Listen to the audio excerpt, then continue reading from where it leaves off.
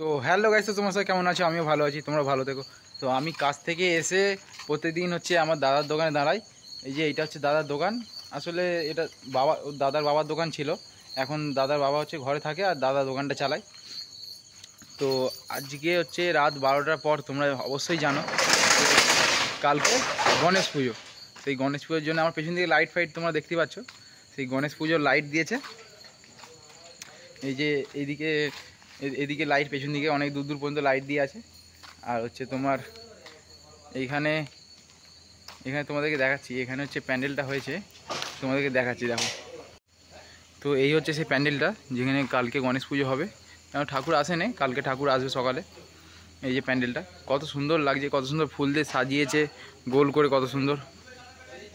হ্যাঁ হ্যাঁ, দাদা এই যে দোকান বন্ধ করছে সেখানে। প্যান্ডেলটা কত সুন্দর লাগছে, ফুল দিয়ে সাজিয়েছে।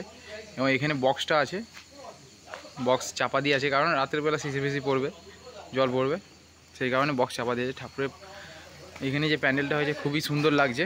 এখানে যে ফুলদানিগুলো বস করা হয়েছে এগুলো খুব ভালো লাগছে। ওদিকে ঘট মানে মালসা ফালসাগুলো আছে, কালকে পুজো হবে।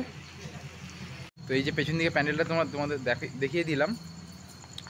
আর এইখানে হচ্ছে রাম ঠাকুর আছে, মানে রাম ঠাকুর বলতে গেলে মানে এই যে এখানে এই পেছন দিকে এইটা তোমরা দেখতে পাবে, দেখো। এই যে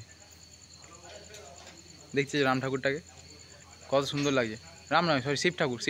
পেছন দিক দিয়ে দেখে বুঝতে পারিনি, শিব ঠাকুরের মাথা দিয়ে আবার জল পড়ছে, দেখতে এই যে সাপটা আবার গলার মধ্যে আছে, সাপটা আবার জিভ বার করছে, দেখতে পাচ্ছ তোমরা। তো রাত্রি অনেকটা হয়েছে, এখন বাজে 10:30। ঘর যাও, দাদা দোকান বন্ধ করে ফেলেছে। চলো টাটা, অল গুড নাইট।